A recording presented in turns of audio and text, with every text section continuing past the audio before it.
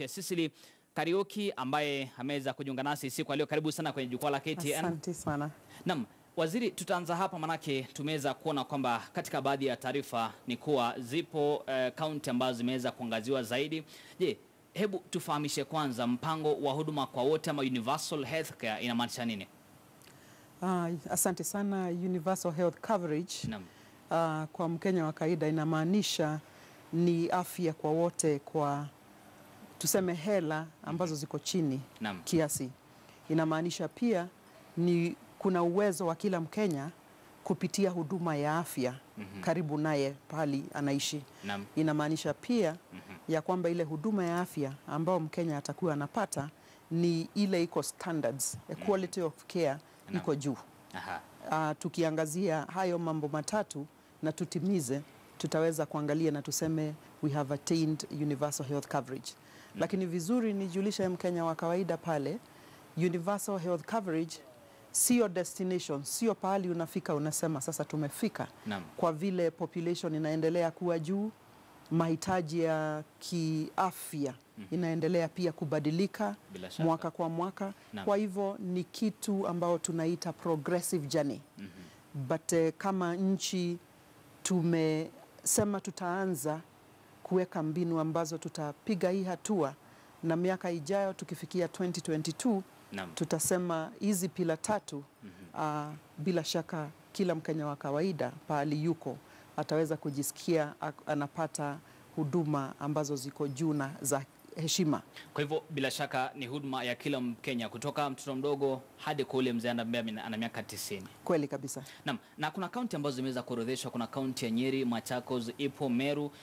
Kaunti ambazo zimeorodheshwa na Kisumu ambazo zinaongoza ni za kwanza kabisa kuona kwamba huu mpango unawekwa. Kwa nini mkaweza kuchagua hizi kaunti kwanza kabisa?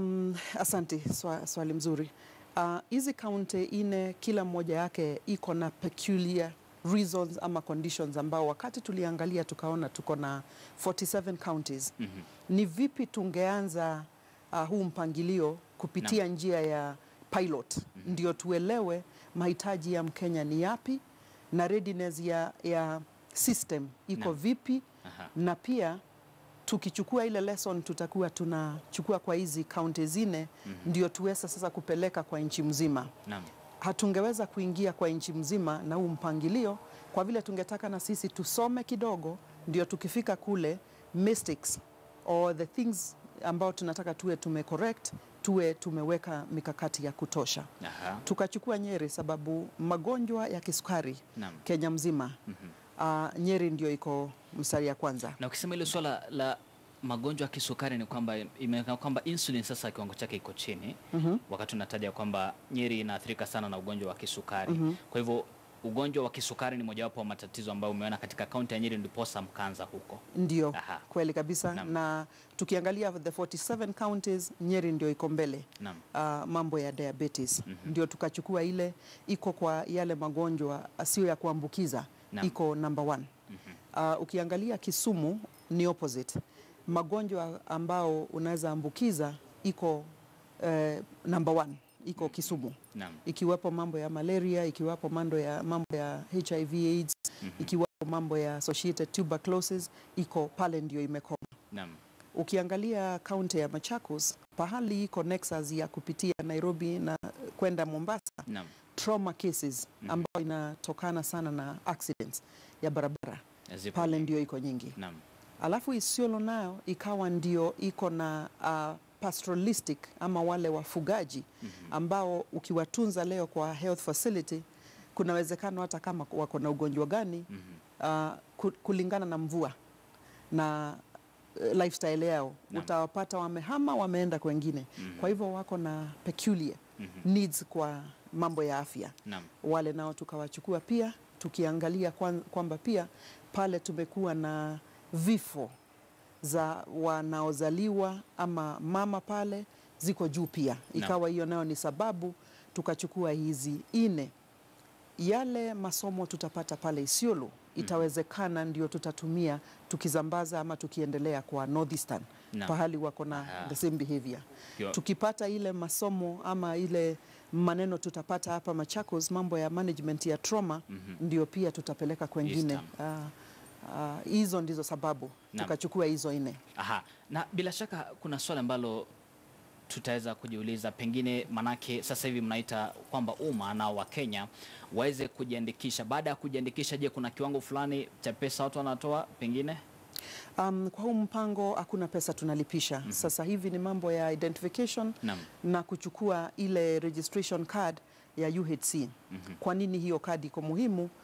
Muhimu sababu wakati utapoenda kuchukua kwa hospitali lazima uwe na kitambulisho ya kwamba wewe ni mkaaji wa hii county na wewe umeingia kwa database, ndio itakuwa rahisi sasa kupata huduma pale. Na vile vile waziri, kuna swali la wale watu ambao wana virusi vya ukimwi, HIV.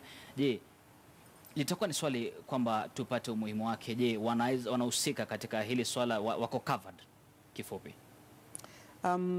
Dawa za HIV AIDS kwa miaka mingi iliyopita imekuwa ni bure. Imekuwa ni bure. Vile vile malaria imekuwa ni bure. Lakini vile vile tumeona kuna magonjwa mengine ambayo inatokezana na huu ugonjwa. Na kwa hivyo tuseme tunataka kila mmoja wetu kwa hizi counties achukue ile kadi. Kwa hivyo watu walio na virusi pia wako pale wameweza kushughulikiwa. Kila mmoja wetu. Na waziri, kuna taarifa moja ambayo tumepata hapa kutoka kaunti ya Meru inasema kwamba baadhi ya watu hawajui ni kuhusiana na nini. Pengine kielimu umeweza kuelimisha, kufanya ile tunaita public awareness, umeweza kufanya katika kaunti mbalimbali kuweza kuelimisha watu kujua linahusu nini? Tuseme kama ningekuwa Meru, hata mimi mwenyewe ama Embu singekuwa nafahamu mambo ya universal health coverage. Kwa nini? Kwa nini? Wakati Mheshimiwa Rais alitangaza mambo ya universal health coverage, ilikuwa Disemba mwaka uliopita. Tukaingia jikoni, mimi wizara yangu pamoja na magavana, ndio tukaanza kuulizana maswali ya kwamba hii universal coverage Kenya itakuwa vipi? Itakuwa aje? Tutaipeana namna gani? Na tumechukua miezi kadha tukiongea na washikadau hapa na pale, ndio tuone tutaunda universal health coverage yetu vipi. Na kwa hivyo kama Meru sio moja ya zile pilot counties, ni vingumu sana mtu mkaaji pale awe anafahamu ni nini. Hata hapa wakati tunaingia pale kwa kuanza mambo ya registration, imekuwa lazima turudie yale mazungumzo na wakaaji wa Nyeri, wa Kisumu, wa Isiolo, wa Machakos. Kwa vile hawaelewi. Ni tuseme ni mpango mpya hapa nchini. Na waziri, asante sana kwa kufafanua hilo zaidi, maana sasa nina hakika kwamba Mkenya anaofahamu kuhusiana na afya kwa wote. Pengine waziri, tuweze kuingilia hili swala, maana maswala yamekuwepo mengi tu kwamba mabilioni ya pesa yalitumiwa katika serikali za kaunti, ununuzi wa vifaa vya matibabu, lakini havitumiki hivyo vifaa. Hebu tulize zaidi, pengine kulingana ufahamu wako kama waziri wa afya, kuhusiana na hivyo vyombo vya matibabu ambavyo vilinunuliwa kwa kima cha zaidi ya shilingi bilioni 38 kufikia sasa. Je, hali yake iko namna gani? Ukweli ya kwamba vifaa mingi zinafanya kazi. Maisha yameokolewa, watu wamefanya matibabu, wamepata matibabu ambao wangepata isipokuwa waje Nairobi ama waende Moi Referral ama waende kwa private hospitals. Kwa hivyo ukweli wa mambo ni hizo hela zimetumika pahali niko mimi nikiangalia, zimetumika vizuri. Ingawaji kuna kaunti 1, 2, 3 hapa na pale ambao hatuna wafanyikazi wa ile kiwango ya kuendesha ile vifaa. Lakini hatujaketi tu, tunawapeleka shule hivi, nikisema kama nurses wa kutengeneza mambo wa kuangalia magonjwa ya figo. Hii Disemba tunaingia hapo, tutakuwa na kama 40 ambao watakuwa qualified na watakuwa ready kwenda kutumikia kazi pale. Niwaombe tu magavana waajiri hawa nurses, ndio zile vifaa zipate wafanyikazi wa kuendesha na kupatiana matibabu. Na waziri, ulikuwa mbele ya seneti siku chache zilizopita, jana asubuhi. Ulikuwa mbele ya seneti na maswali yakaweza kuibuka.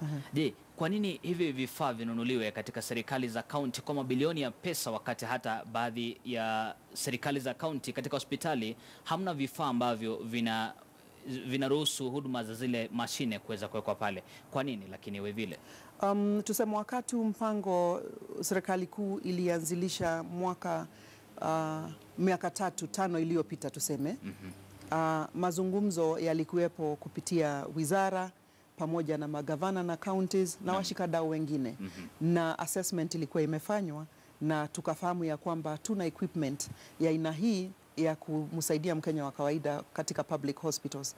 Na ndio zile pesa haikuwa shida, lakini ilikuwa jukumu ya magavana kuajiri wafanyakazi wa hiyo kiwango. Ilikuwa pia ni jukumu la governors pia kuhakikisha ya kwamba kuna maji safi ya kuendesha kama ni rino mashini ya figo. Ilikuwa pia kazi ya ya gavana pale na county kuhakikisha ya kwamba pia mambo ya stima iko sawa. Ikawa napo serikali kuu ilikuwa kazi yetu kuhakikisha ya kwamba tumewafundisha wale expert ambao wanatakikana, na pia kuhakikisha ya kwamba maintenance ya hizi equipment haina itilafu wakati miaka 7 ambao tuko na hii contract. Kwa hivyo kila mtu mmoja wetu tulikuwa na ile kazi ambazo tulisikiania na tukaandika, tukachora kwa memorandum of understanding ambao sasa hivi ndio inatuelekeza wewe ufanye nini, mimi nifanye gani. Na niseme ukweli ya kwamba vifaa zimefanya kazi ile point 300 kama ifanyi kazi. Pia hatujalala. Tutahakikisha ya kwamba miezi ijao yote ile mashini inafanya kazi. Lakini hata hivyo bado magavana wanasema kwamba shida kwa wizara, kwa serikali kuu bado ya mazungumzo, kwa hapakuwa na mazungumzo kutosha kati na serikali kuu kuhusiana na swala nzima. Tuseme sasa vifaa ziko pale, kwa hivyo mwenye alifanya hakufanya haisaidii Mkenya wa kawaida. Ni sisi tuketi tupeleke wale expert wanatakikana, tuhakikishe tuko na expert wa kutosha. Mwenzangu naye pande ile ingine ampatie ajira, tufanye kazi. Vifaa ziko pale na ni ya kutumikia Mkenya.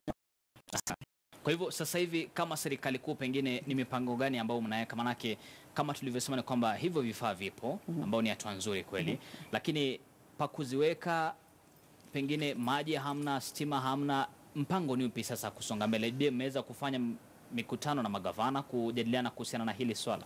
Kila wakati timu zangu wakienda pale kwa hospitali ambapo hizi equipment haifanyi kazi ya kutosha, wanazungumza na wenzetu pale. Kama ni mambo ya stima, mimi mwenyewe nazungumza na mwenzangu waziri wa mambo kusika na electricity, ndio pia hakikishe tunapata stima ya kutosha pale, 3 phase kwa hospitali ambao stima ndio shida. Na tunaendelea nayo mazungumzo. Tuseme ni kusukuma tu haraka ndio zile vifaa zisaidie pia huu mpango mwingine wa universal health coverage. Tusiwe na moja pale miezi ijayo kama haijafanyika kazi na haijamtumikia Mkenya. Mtazamaji, huyu hapo ni waziri wa masuala ya afya hapa nchini, Bi Cecily Kariuki, tukizungumzia hili swala la afya hapa nchini. Ameweza kueleza vizuri sana kuhusiana na hili swala la mpango wa afya kwa wote.